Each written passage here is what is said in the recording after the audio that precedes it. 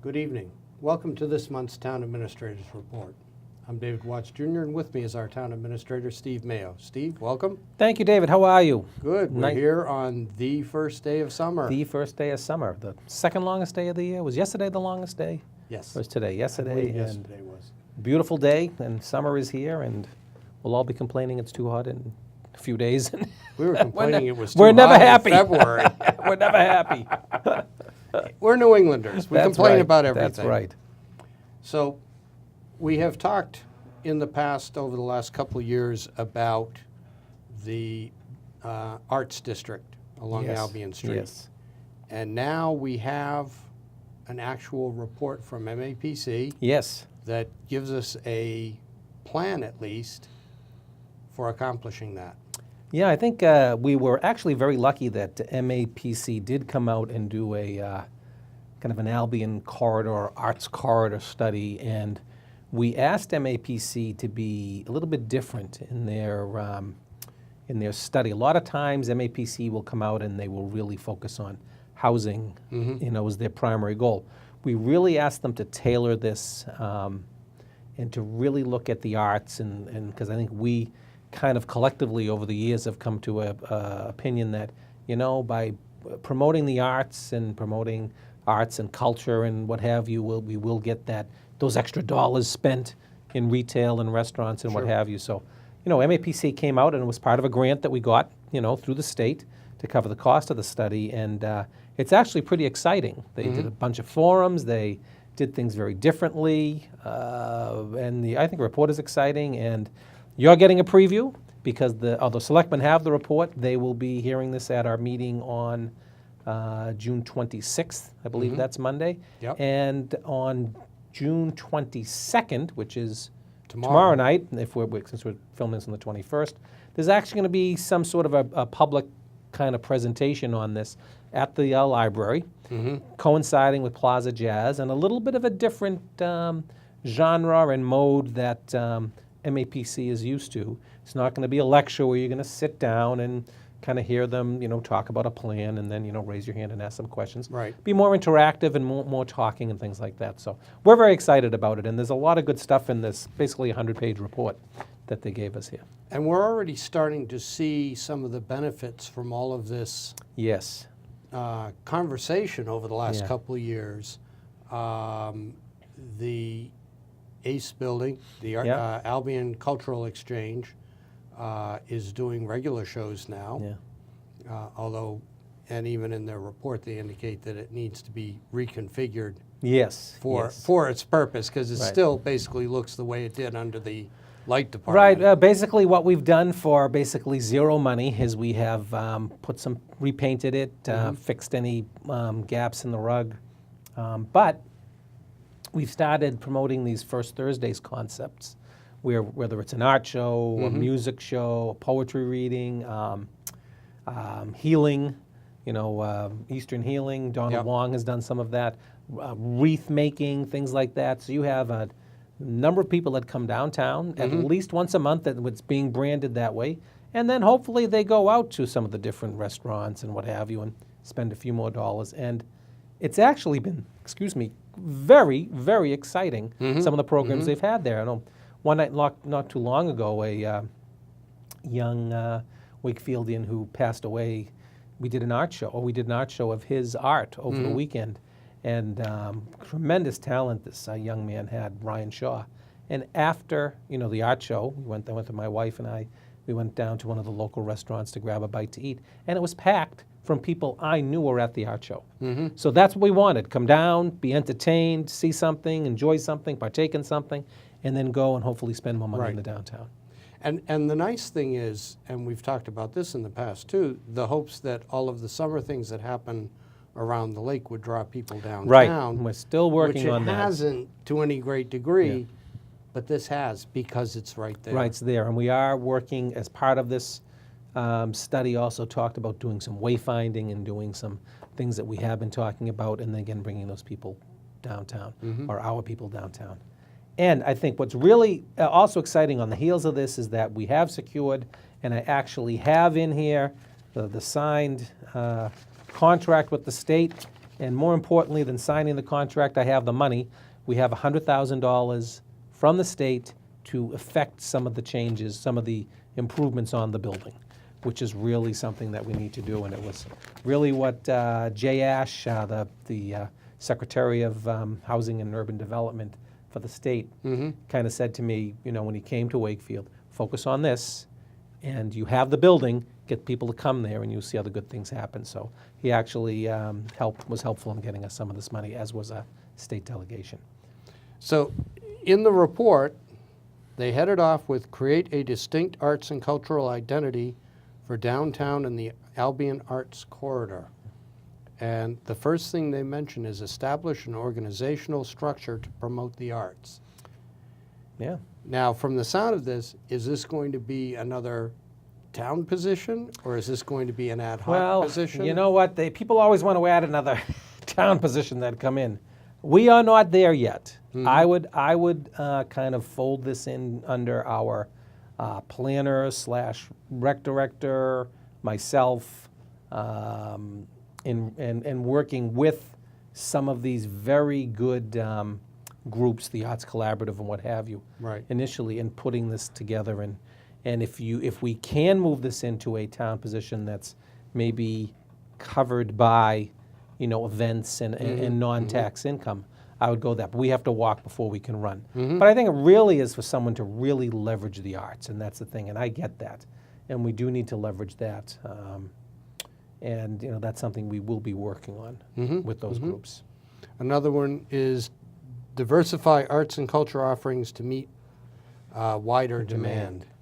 Again, this is all part of that coordination between Right. the arts groups and the business community. And we're already seeing some of that in our First Thursday programs where, a lot of the, the restaurants will come up and say, hey, they'll have coupons and they'll have, come here, show you came here and you'll get 10% off or free appetizer or something like that. I know that working with some of our other businesses like Kid Casso, we'll do some events in there. Sweet Bay will do some events in there. We're even going to have the bread shop coming up doing a bread making demo or something like that in it. So that is really, we're trying to widen that net, meet a greater group. So we certainly are doing that. But we're also seeing other groups in town that are forming to also meet this demand for diversification.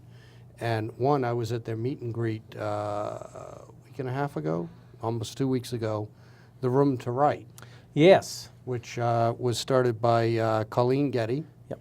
And this is to add resources in the town for writers, starting with a writing room in cooperation with the Boys and Girls Club down at the Civic Center. Right, and I think that that group, the Room to Write group, Colleen Getty, I think they'd love to be in the Albion Cultural Exchange. I think it might be a little bit more conducive to writing. That would be my guess. I don't want to put words in their mouth, but I think that would be my guess there.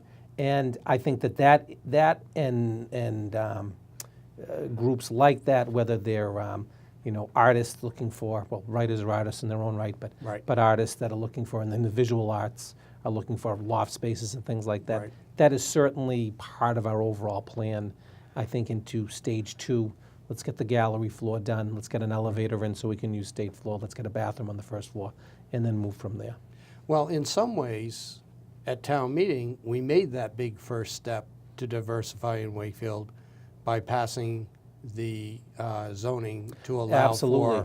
for home studios. We did allow for home studios, and that was just at this town meeting. It's I imagine it's gone out to the Attorney General's office by now, and that's just most of the time a formality in these zoning issues.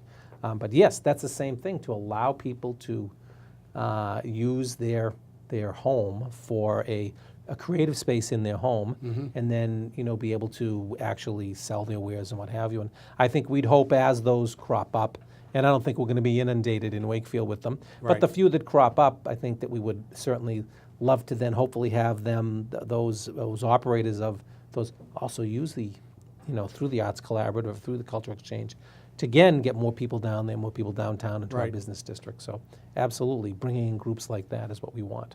Well, and also going down, depending on where they're located, we could have studio walks like they do Yes. in Somerville and Right. Cambridge and Gloucester. Right. Rockport used to do it. Yeah. Which will also get people out and around town a little more. Yes, yeah. That's the overall vision.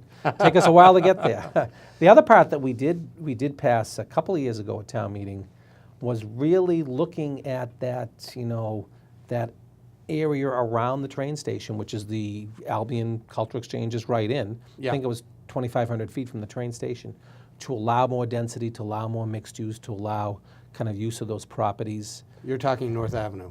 North Ave and that 2,500 feet expands into downtown Wakefield. Yeah. It takes up all of Albion and goes the other Yeah, way yeah. too.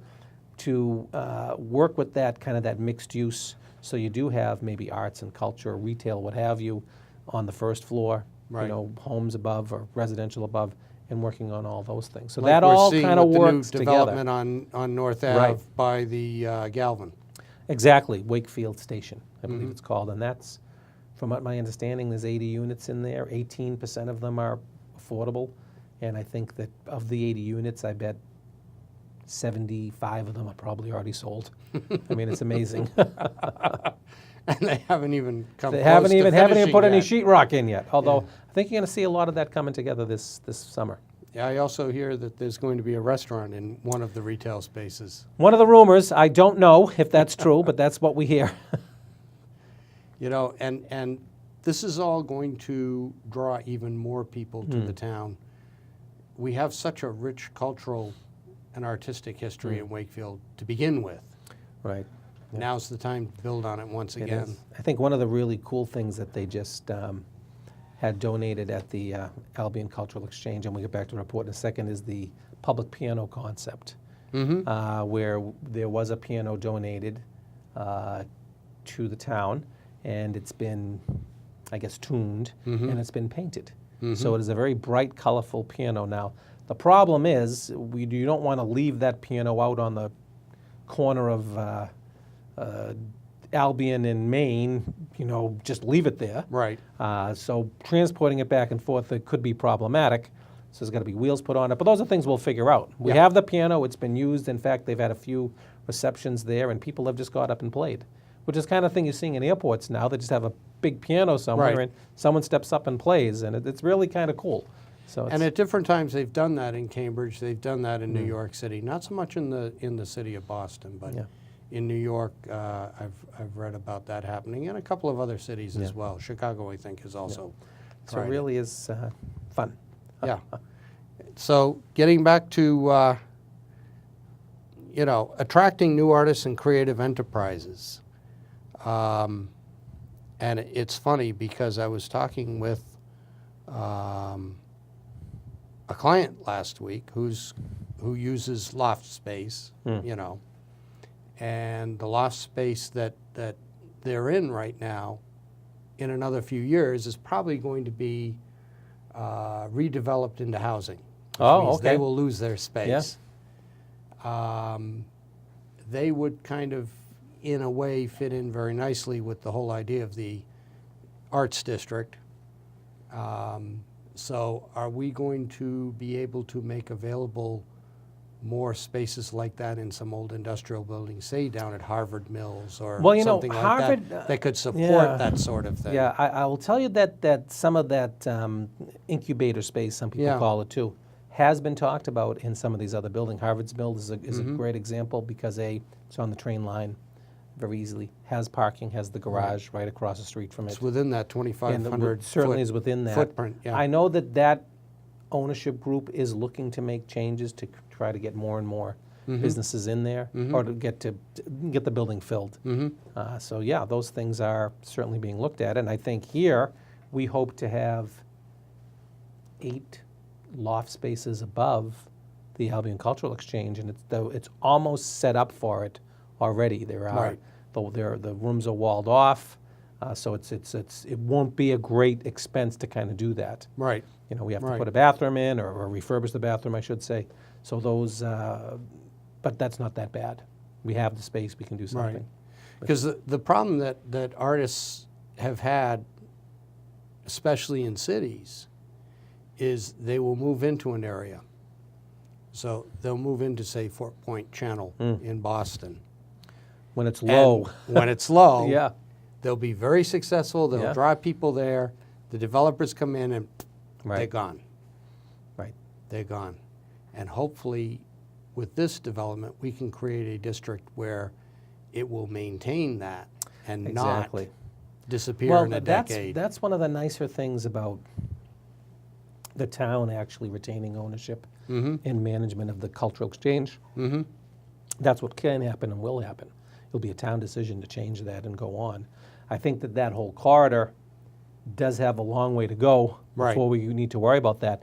But you can see some pockets of, retail with, on underneath, and not really expensive retail spaces. Right. A little bit off, and then housing above that are coming in, and you see some pretty good businesses that are a little bit different on that street. So I think that's kind of the, call it the kitschy area, make it kitschy and get things going. So no, I think you're right. It is that, that whole theory about those types of the arts and cultural business, they bring in the dollars. Right. I think that somewhere in this report it says something for every event that someone goes to, they spend another $25 to $30 outside the area, whether it's parking, dinner, or what have Right. you. And that's what we wanted. That's that whole multiplier effect, people coming in. So And this is where the proliferation of restaurants in the last decade will really see the benefits of staying in Wakefield. right, exactly. I think that when we've done surveys, and we've done a number of them, and a number of I'll say young people, millennials, they're just not like old like us. We're happy to go out to dinner and that's about it. They want to go out to dinner and have live music, Right. entertainment, or go to an art gallery, or go to a poetry reading, or go to a recital, or go to a demonstration of Eastern healing, or what have you. And then, so it's the event, it's the experience, it's the social experience. Right. And Wakefield, very walkable. I mean, you would walk that far in Boston. We have to convince people that, hey, it's Wakefield. Or and- further. or further. Yeah. Yeah. That you can, during the evening, find a place on the outskirt to park at this point in time, and then walk down Albion Street and look at some of the other businesses, and see the event and go to your restaurant and then walk. Or walk, if you live in town, walk all the way home. Now, going outside the report for a bit, the town has taken back the AmeriCall Civic Center Yes. and is now managing that. Yes. And that has a phenomenal drill hall Yes. that could be used for a number of, it is already used for a number of different shows and things over the year. Photographic Historical Society of New England goes in there twice a year for their show. North Shore Model Railroad does their show in there a couple times a year, and others. Is that also going to be added to the mix of places where poetry readings or whatever could happen? Probably not the smaller shows like that, because I think that that is too big. Right. But I think that there are bigger ventures that will go in there, like the art show and like the camera show and the train show. I mean, that's a Right. huge expanse.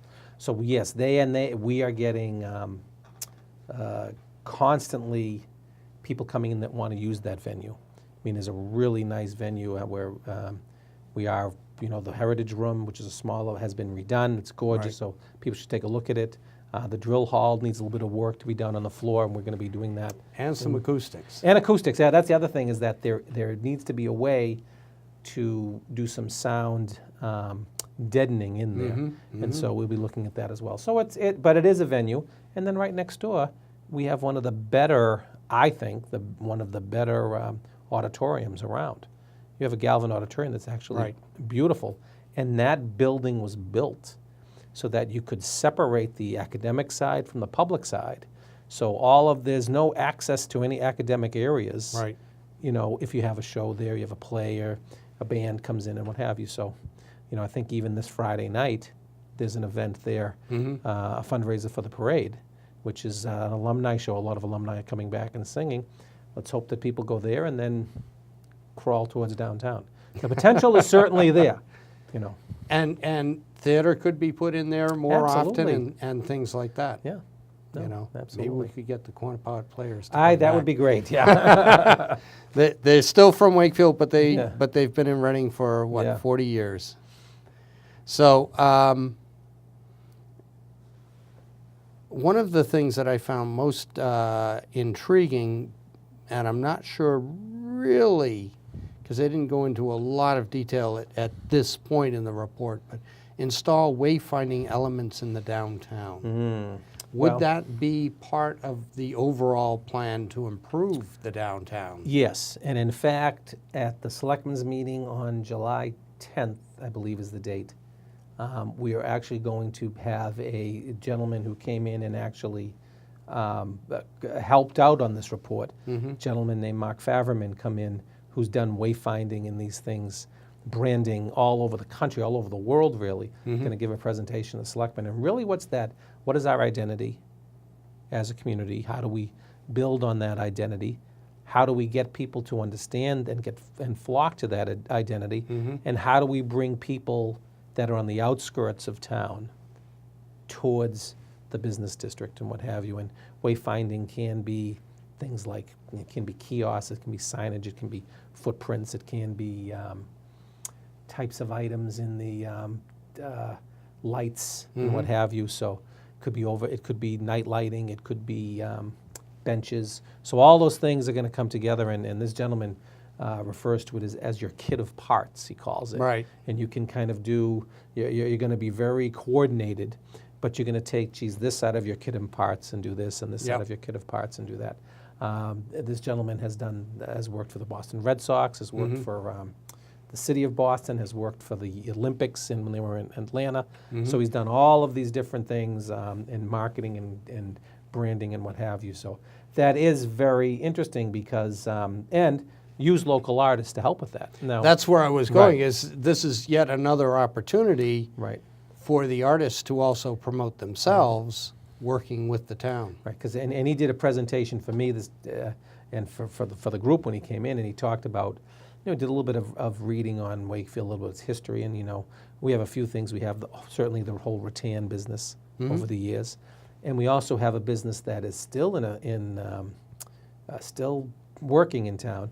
The model, the balsa airplanes, the Gwillows. Gwillows, So, absolutely. he came with the concept of, he goes, you're probably not going to do this, and he was making a point, a huge kiosk that is in the shape of a big model airplane. Now, you're probably not going to see that. You're probably not going to build that, but you may want to work that airplane into your motif a little bit. So you maybe have a kiosk with little airplanes at the top, because Right. everybody, I think, certainly when we were growing up, in your stocking at Christmas was a balsa airplane. I used to build the Yeah. big ones. Yeah, When I was a kid, I used to build a big balsa and tissue paper. and when I go to shows sometimes, they'll give, the company name will be on it, and they're going to give these Yep. out, these, what are these, what do you call them, gotchis, whatever you walk, swag, when you walk Tchotchke. around. Tchotchkes. Tchotchkes. Tchotchkes, yeah. And I say to them, do you know where those are made? Those are made in, look at a Gwillow, that's made in Wakefield, Mass. And I don't know how many people who aren't native to Wakefield know that Gwillows even exists, although they've been getting a lot of press lately. Yeah. They've been on Chronicle a couple of times over the last year. So he talked about that. He talked about what was the other big, and again, wayfinding and Yeah. creating, what's different about us. And he talks about the rattan industry. And he says Right. you could think about, working with some local artists to craft, benches more that they're not going to be rattan, because Right.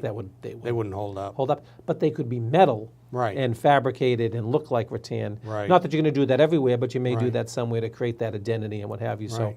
So, he's a very interesting person to talk to. I think he really took a shine to Wakefield and has been hanging in there to come in. And, we wanted this to come out. And, Right. and we wanted to get him in front of the Board of Selectmen and see what we can do. So, it's, Also, don't forget Wakefield used to manufacture pianos. yes, the Henry Where Moore. Yeah. behind the town hall, Well, not the current town The hall, old town what hall. is now Central Parking, right. Where Bank America is. Bank of America's, yeah. That was the piano factory. Yeah. So public piano takes on a whole new meaning in Wakefield. you go. There you go. Yeah, so that's so that kind of wayfinding thing is exciting, and hopefully from that we can do some improvement of streetscapes and what have you. You always see us talking about that with benches, with lighting, with Selectman Donaco likes to call them the Copley trees, Copley Square. They're all got the lights on them, which all adds to vibrancy and what have you. Sure, So, sure. those are the things we are looking at, more places for people to sit downtown and enjoy themselves and what have you. So, Well, and the more people we get downtown, the more demand there will be for things like Jazz on the Plaza and Linden Tree Coffee House and the First Thursdays at Ace and things like Right. that. and I've got to say the last two weeks we've had Plaza Jazz. I walked by there both nights, listened a little bit. You have 40, 50 people there That's right. that are enjoying great music That's right. for nothing. Live music. Great live music from Yep. young kids from Berkeley Yep. for nothing. Yep. And what a great event, and highlighting one of our nicer buildings in town, if not the nicest building in town, and hopefully people are going in and partaking in that, and hopefully going down and actually, you didn't pay for the music, so come down and spend some money. But I see a lot of people there eating a takeout that maybe they got from one of the local Sure. places, so that's all good. Sure. And another resource that doesn't get mentioned has been at the library forever, and that's the lecture hall. Yes. Used to be much more used years ago than it is today, but that could be a place for local artists and others to do readings, Right. or for art historians from the area to come in and talk about something that is unique to Wakefield or the immediate surrounding area, things like that. I agree, and I think once we have more of these cultural events, that'll just grow into more of these cultural events. Sure. And we'll be looking for venues, and we won't have enough venues, and people are saying we need to build something for the venue. That'll be a good Wouldn't- problem to have. That would be an excellent problem to have. And there is even one more venue that is underused. Didn't used to be. The bandstand. Well, I think that WCAT is bringing it back with the summer doing the with the summer movies, movie series. We but- do have groups that go out and play during the summer a little bit. Maybe not as much as in years and years ago, but I do think there's a lot of things for people to do. So Sure. you have Thursday night at the library, and then when it gets dark and that ends, people can hopefully flow right down for the summer movie series. And I think there's other nights of the week we have bands on the plaza. There's a lot to do to come down to Wakefield. And there's a lot of entertainment that is free, and it's Real tough quickly- for families to find things to do that are free. Real quickly, because we're running out of time, do we have a central resource online that people can go to and see what's going on artistically in Wakefield over the summer, let's say? We do have the community calendar, which is getting much better in getting in it. So I'm going to say yes, it's in a growing phase, but yes. Fantastic. Yeah. More to come, and hopefully we'll hear from people out around Wakefield as to what you'd like to see. Come to the selectmen meetings, come to the other public meetings. For any of the writers in town, check out the Room to Write website, which is theroomtowrite.com, and get involved in that. In the meantime, Steve, thank you. Thank you, and We'll- happy 4th of July to We'll everybody. see you Enjoy after it. the 4th. Yes. Thank you, everyone. See you next month.